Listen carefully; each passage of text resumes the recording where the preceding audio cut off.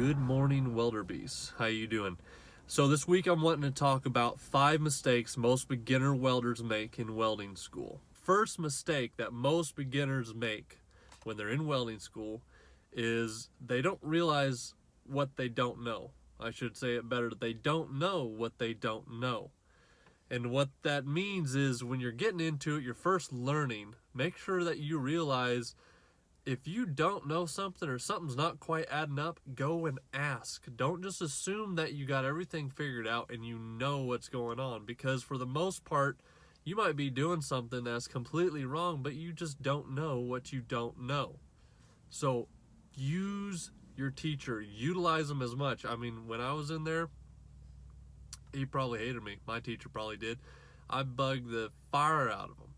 Every question I have, I asked. You spend money going to a school, or you have the opportunity to go to a school, utilize it and just squeeze every single drop out of it. Don't let it pass by, because you might not have a mentor like that out in the field or wherever you're going to go. So make sure that you use that to the best of your capability. So just be aware that you don't know what you don't know.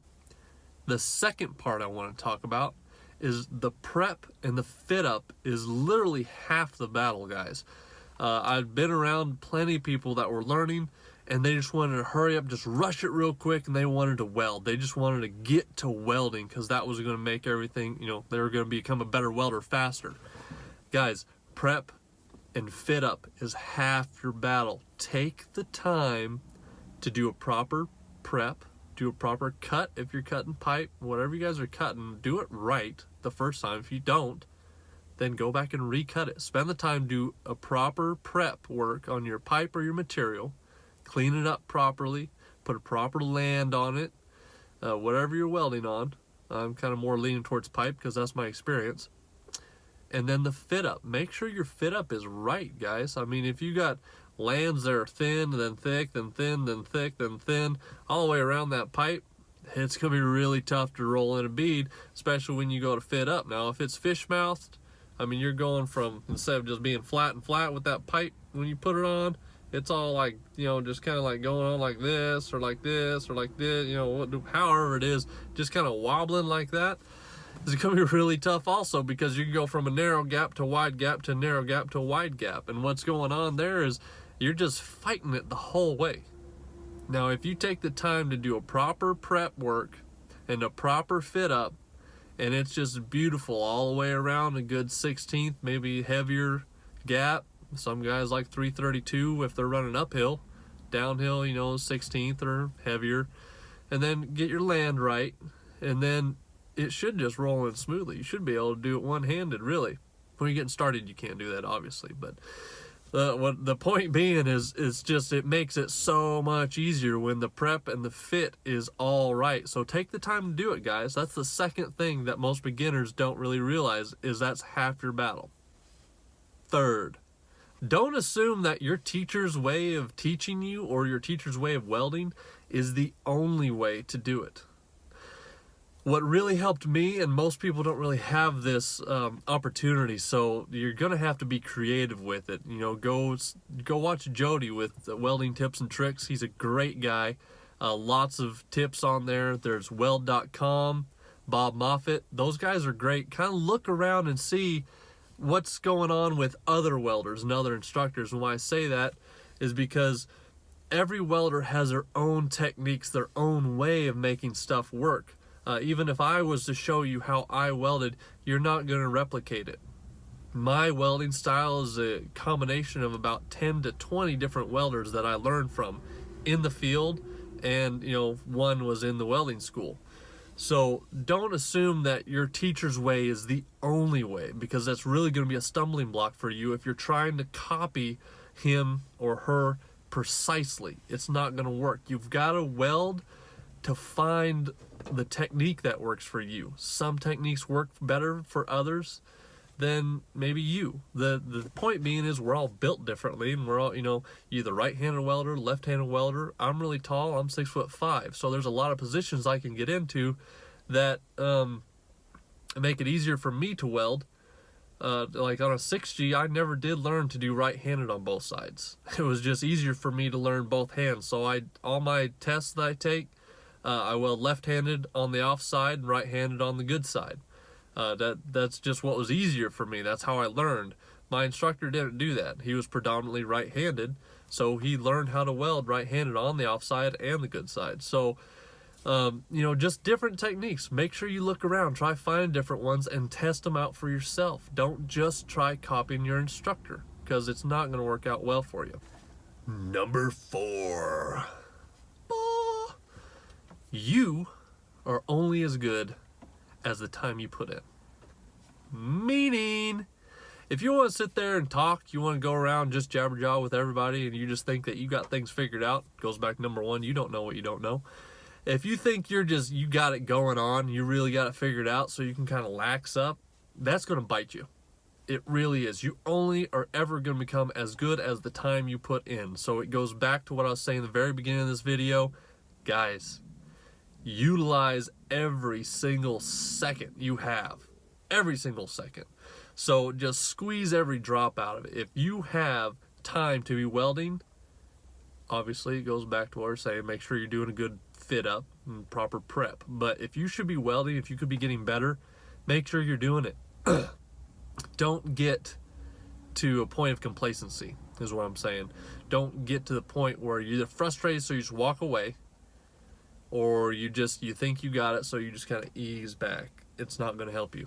I promise. You only are as good as the time you put in. So the more hours you can pump out, the better you're going to get. The faster you're going to get better. The faster you can condense that time. If you take 2 weeks to get 60 hours in of weld time, versus if you crunch and get that done into a week. Some of you can't do that. I'm just giving you an example. I mean, we get a lot of time to do a lot of stuff, and you lose when you just do 2, 3, 4 minutes at a time, talking here, talking there. Do that over about a 12 or a 16-week course. It adds up really fast. You start losing a day or a 2, or it depends on how many breaks and stuff you're taking. You could lose up to a whole week of your time just through 2, 3, 4 minute little conversations and talking throughout the course of 12 to 16 weeks. Last, this is huge, guys. I really want to hammer on this one because I feel like this is the one that bites people the most, especially when they go out into the field and they start welding. You're not going to ever get to the point where you don't have to fix something. Meaning, it goes 2 ways. I've seen it. 1, it's going to take years and years before you're not going to have any repairs and you're just putting slick welds in all the time. Or on that same note, you're going to get in a really tight situation where you can't just put a perfect weld in. Something happens, you're going to have to repair it. Or 2, you're the repair welder and you have to go back and repair other welders' busts on x-rays. So there's always repairs going on. So what I'm trying to get at is when you're in a perfect situation, I like to call them fab shop welds. If you're in the shop, you're practicing, you're in welding school, that's the time to learn, not the time to make perfect welds. Stop trying to be perfect. Stop trying to make the perfect welds. Try to learn. Focus on learning.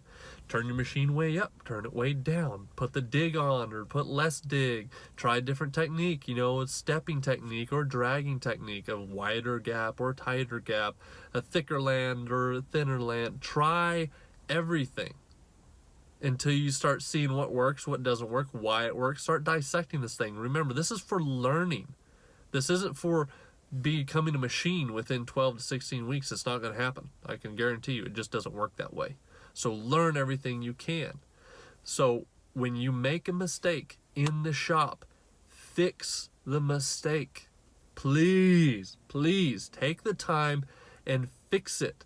That's the other part of learning. It's not you made a mistake and you just throw that coupon out and go get another one. Guys, learn how to fix it, because when you're in the field, you're going to have to know that.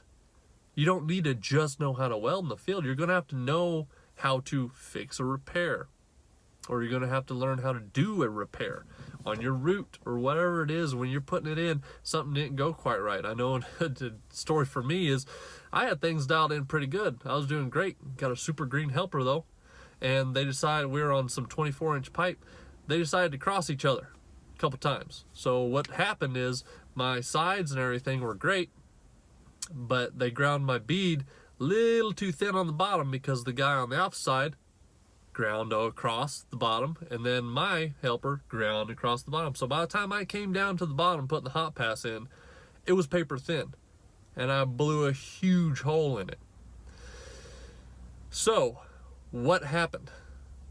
I had to repair it. I had to go in there, grind it, run a new bead in there, grind that, and then run a hot pass back over that, and it still had to pass x-ray, which it did if you were curious. But that's a perfect example. I practice every mistake. Every time I blew through or left a little keyhole or something, practice for the times when it doesn't go good as well as the times that it does. Those are the 5 things that most beginners make mistakes on when they're first starting out and learning in a welding school. So guys, if you like this video, make sure you go ahead and subscribe. Please subscribe. If you're watching this on Facebook, go ahead and like my page, follow me. I'm trying to get up video every day. I'm on Instagram as well. You can watch me on IGTV.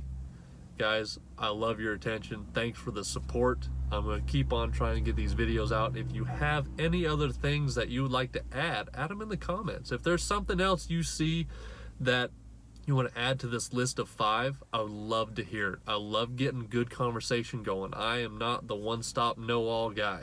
I just like to bring to light some of these conversations, these thoughts, and I love when you guys interact and add too.